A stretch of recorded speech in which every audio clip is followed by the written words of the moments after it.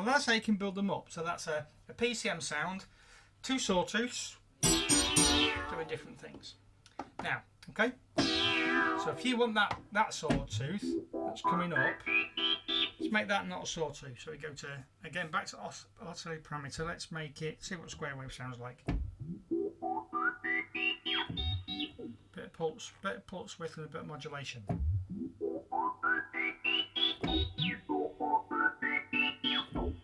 A little bit less resonance actually.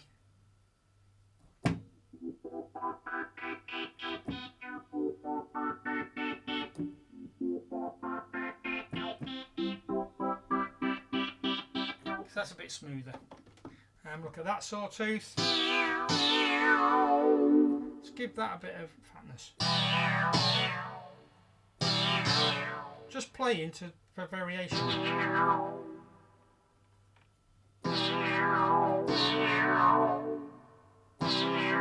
No longer a square wave, it's something else.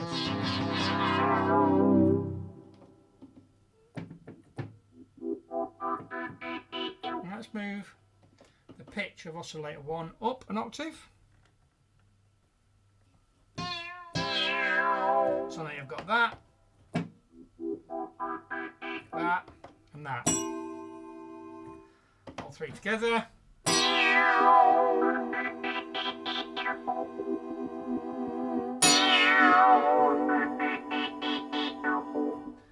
That square one's going too quickly.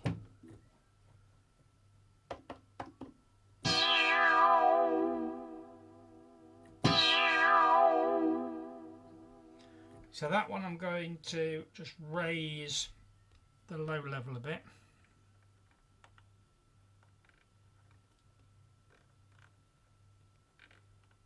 So it doesn't drop quite so low.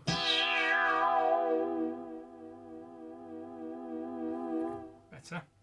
And a little bit quicker attack.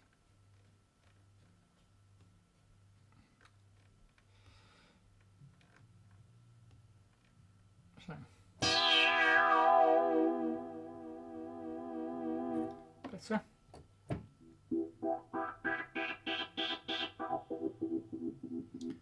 That one I'm going to make the decay a little slower.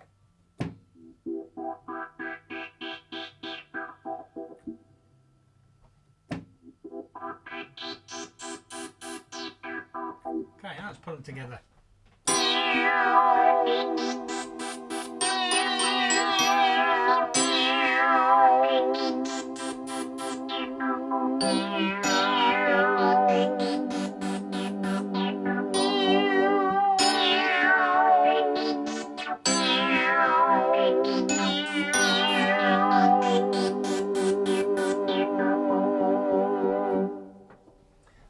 So yeah, so that's very basic. You can play with all sorts of things on here. What I didn't mention on that, I don't really know if I want to go into it right now. Okay, let's have a look at that LFO. Let's put that LFO to step. Then we've got to create the step.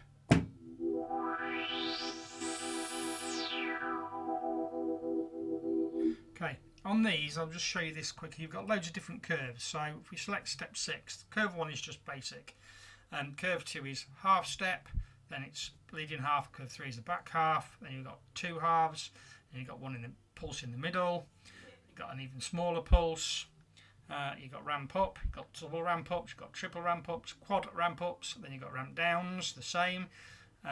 You've got curves up, curves up straight down, 2, 3 and 4. You've got straight up curves down, 2, 3 and 4. You've got concave curve up and straight down, 2, 3 and 4. And you've got concave down, 2, 3 and 4. And then you've got concave to convex. You've got all sorts of curves to play with, triangles, kind of hyperbolas, kind of bell shapes. There's all sorts of shapes. And all these shapes you can play together and kind of, let's just make something odd.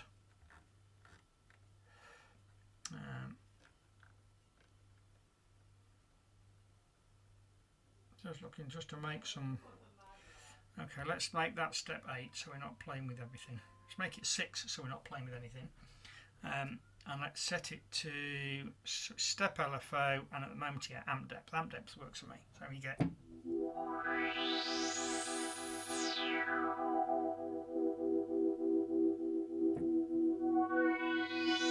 Can't really hear what it's doing. I wonder if I can help that with filter instead. You've got to sometimes on certain sounds it's not noticeable. You've got to get the right sound, and because it's just kind of an afterthought.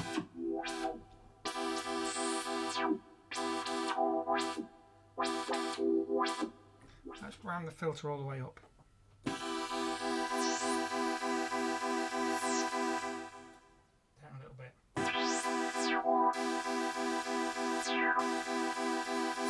Of course, that's just one sound. You could bring them all back in again.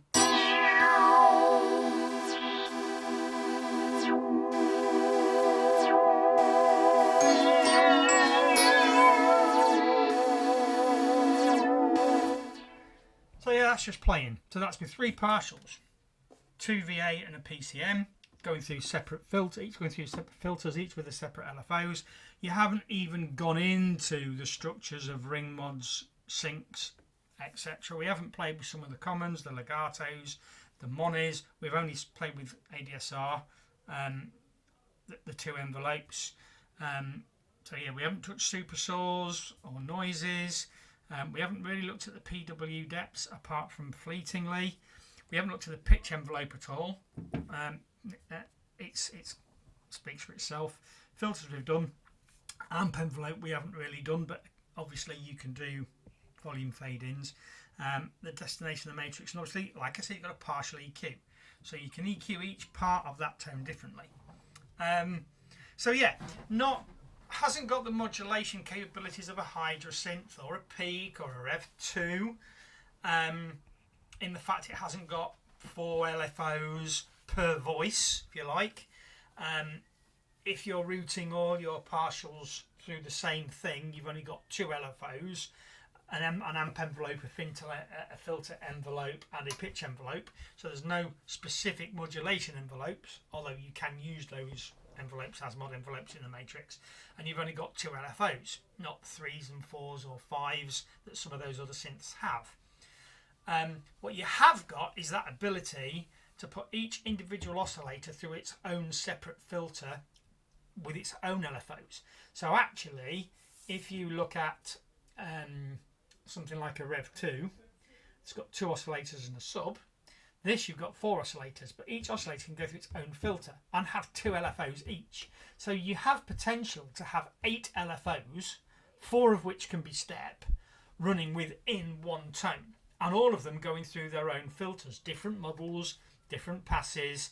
So you can build up quite complex evolving sounds that you just can't get on a Peak or a Rev 2 or even a Hydra synth, because of how it's structured.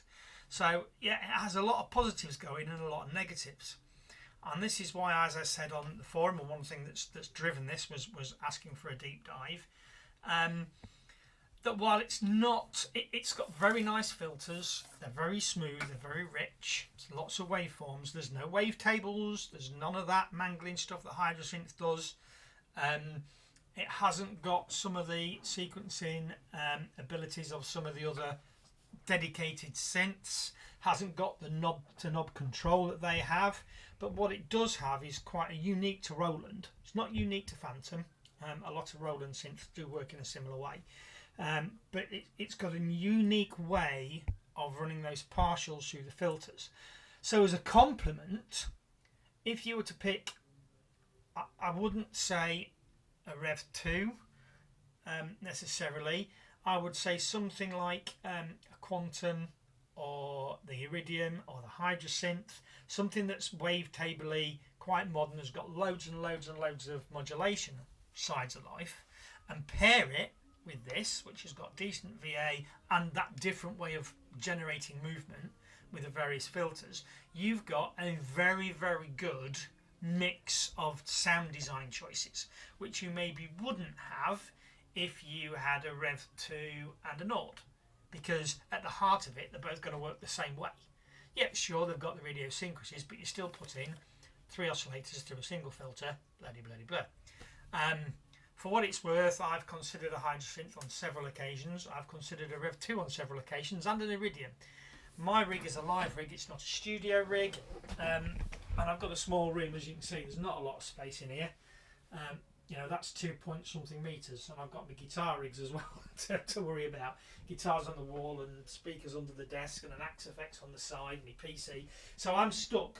I've got a 3-tier, so I've got an RD2000 on the bottom, which I had with an FA series synth first. I've got the Phantom on the top. They are my workhorses, they drive. I've got a Legend EXP because, quite honestly, neither the Phantom or the RD organs are up to scratch. They are beaten by a lot of synths. Then I've got a Virus TI2 and I've got a Peak that I drive from the Phantom. I can drive it from the RD as well, but obviously a weighted action. So I've thought about dropping a Hydrosynth in for one of those two. I've thought about dropping the Hydrosynth for the Virus and dropping a Rev 2 where Peak is. I've thought of dropping an Iridium where TI2 is. I don't know. I'd love to put a Hydrosynth in the mix, but I use the TI2 live a lot more than I use the Peak. But the Peak's filter is the best filter out of everything. It's an analog filter on the Peak, so it's not a V8, it's a proper analog filter, which Hydrosynth doesn't give me. Rev 2 would, Hydrosynth doesn't. So I'm kind of keeping that. It does some wavetable stuff, not as good as a Hydrosynth, but it's got that real filter. The modulation capabilities of the TI is immense, and it's 16 voice polyphony as well, which helps. And obviously I can drive that from the 16 channels on the Phantom, so I can have 4 voices of TI2 going, 1 voice of Peak, 3 voices of Phantom, and the RD. It's just insane. But yeah, so Hydrosynth, great machine, love to have one. If I had a studio where I had another rack, I would have one in a heartbeat. Probably the keyboard because of the aftertouch and the ribbon. But I have to choose my boards. I need a weighted board and a synth board. So I have to choose my boards. And Phantom was driven predominantly from the control aspect, the internal and external zones and the switch groups. The Nord stage montages, Chronoses don't come close on the control functionality. And what I can't do on the Phantom in the way of synthesis with the modulation matrix and real analogs and stuff, I can do with the TI and the Peak. So for me, it all works together. Of course, pianos, maybe I should think about getting rid of the RD. It came before the Phantom. I could potentially get rid of the RD and bring in a Nord stage, the new one with the Kawai action. That would give me the best possible pianos. The piano action on that keyboard is on par with the PH5, if not slightly better. That is something I could potentially do. I don't need the zonal control that I have on the RD as much as when I had the FA, because I've got it on the Phantom. So I'm considering that. Anyway, I'm waffling. That's kind of away from the point of the deep dive, but I know the guy in question was looking at Nord stages and or the Phantom, and it's just thrown in why I've chosen what I've chosen, and it's personal choice. You know, everybody has a different idea of what sounds good and what sounds bad, of what is useful and what isn't, what's a problem and what can be worked around, or what isn't a problem at all. But for me, that rig works. The Phantom works. I'm not saying I'm completely happy. There's half a dozen things I would like to see them change how it works slightly, or to bring on board that isn't already there. I'm in the same boat as everybody else there, possibly not the same things as everybody else, that would be boring, but it is the best fit for my rig. And with that synth design, I hope I've shown it brings something to the sound design that you're not going to get from anything else. Anyway, that's nearly 50 minutes of me rambling. I hope the movable camera in hand wasn't too much of a pain, and I hope it showed what you're hoping for. So yeah, any questions, ask, and if I need to do some more, I'll do some more. Thank you very much.